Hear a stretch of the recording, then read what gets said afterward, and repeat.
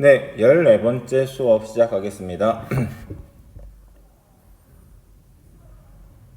네, 13차 시까지 있었던 피드백 조금 정리했고요. 문제풀이 하고 그 다음에 오늘 내용 소개하도록 하겠습니다.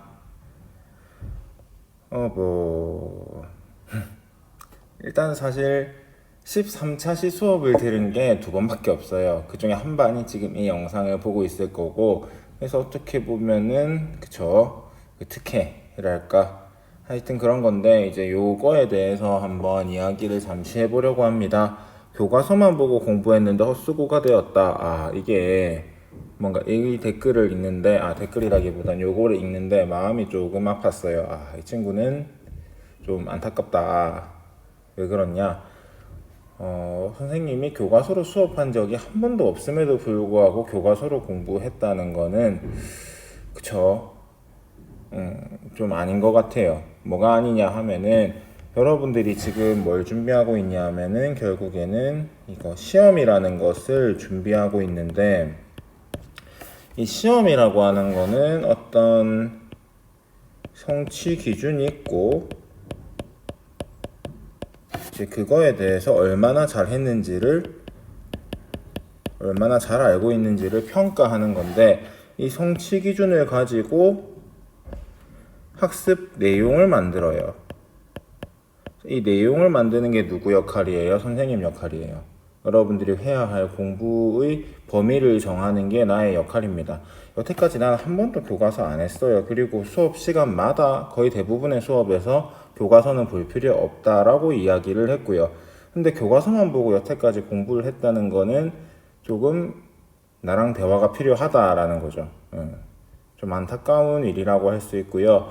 어떤 시험이든지 간에 여러분들이 무엇을 평가해야 되는지를 먼저 알고, 그 다음에 이거 시험을 출제하는 보통 선생님이겠죠? 여러분들 시험 문제 내는 사람이 어떤 내용으로 수업을 하고 어떤 내용을 강조하는지를 보고, 내가 이런 내용을 공부해야겠다라고 생각을 하고 정하고 공부를 하세요. 막 무작정 공부해가지고 될 일이 아닙니다.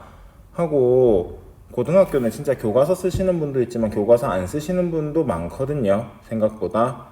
교과서를 가르치는 게 아니라 우리는 뭘 가르치니까는 성취 기준을 가르치니까는 그렇습니다.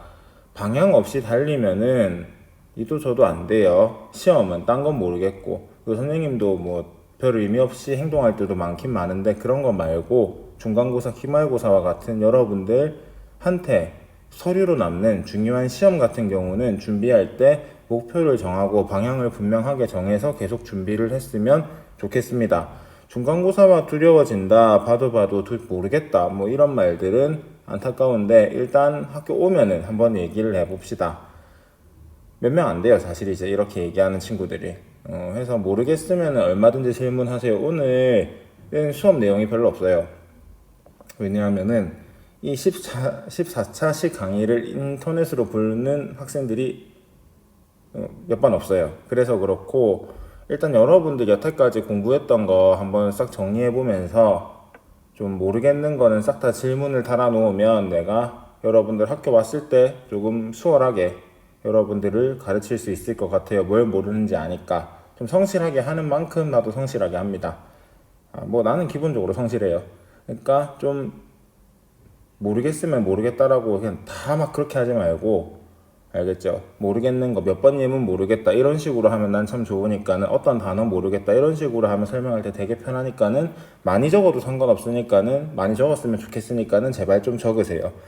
하고 개념들이 섞인다라는 얘기를 했는데, 맞아요. 음운 변동은요, 여태까지 했던 거는 기본이고요. 이 기본에서 응용을 할 겁니다. 학교 오면 할 거예요. 하여튼 이런 거 공부하려면은 기본적으로 복습을 열심히 해서 개념들 하나하나를 잘 알아놔야겠지요. 네, 그렇습니다. 문제풀인데요. 이거 어려울 건 없습니다. 음운수가 줄어드는 거는 탈락이랑 축약인데요. 새로운 음운이 나타나지 않는 거는 탈락밖에 없습니다. 새로운 음운이 나타나는 거는 축약입니다. 반대로 새로운 음운이 나타났는데 음운 개수의 변동이 안 생긴 거는 뭘까요? 새로운 음운이 나타났는데 음운의 개수의 변동이 생기지 않은 거, 교체죠.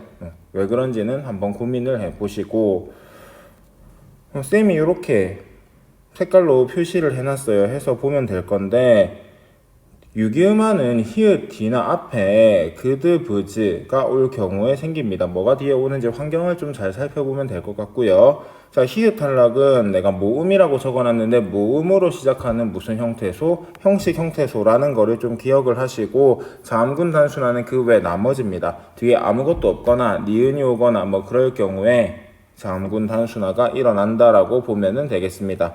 히읗과 관련된 음운 변동들은 여러분들이 예시를 가지고 한번 정리해 두는 게 필요할 거예요. 스스로 한번 해보세요. 자, 그 다음에 탈락이 일어난 것은인데 당연히 탈락은 여기에만 일어난 거겠죠. 요거 분석해 놓은 거 보고요. 화살표 내가 해놨는데 원래는 이 자음군이 어디에 요 아와 같은 중성에 속했는데 그 중에 하나는 어디로 넘어가는 거예요? 뒤로 넘어가 버리는 거예요. 우리가 이런 거를 뭐라고 한다 했더라?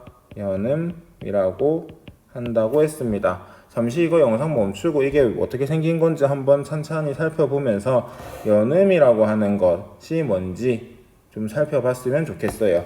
자, 자음군 단순화 뒤에 모음이 올 때, 모음으로 시작하는 뭔가가 올 때 자음군 단순화가 일어나는 것은 이렇게 실질 형태소가 올 때 뿐입니다. 나머지는 전부 다 형식 형태소예요. 1번부터 3번, 그 다음에 5번은 형식 형태소고요.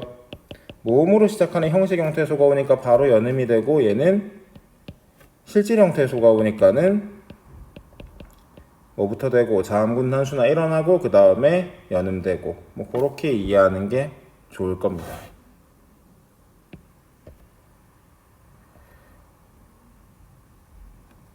오늘 배울 게 이거밖에 없어요. 네, 이거밖에 없어요. 뭐 교체는 알 거고 이거밖에 없어요. 진도 좀 맞추려고요. 해서 오늘 영상 짧으니까는 열심히 보고 문제 풀고 그 다음에 모르겠는 것들 앞에 부분 학습지 다시 천천히 보면서 아 이거 모르겠다 싶은 거 부탁이니까 제발 좀 정리를 하세요. 정리를 하신 다음에 나한테 피드백을 다세요. 그러면은 여러분들 학교 왔을 때 내가 그걸로 뭐 하겠어요? 수업을 하겠죠. 모르는 걸 내가 가르쳐 줘야죠. 공부할 수 있게 도와줘야죠. 내가 도울 수 있게 여러분들이 나를 좀 도와줬으면 합니다.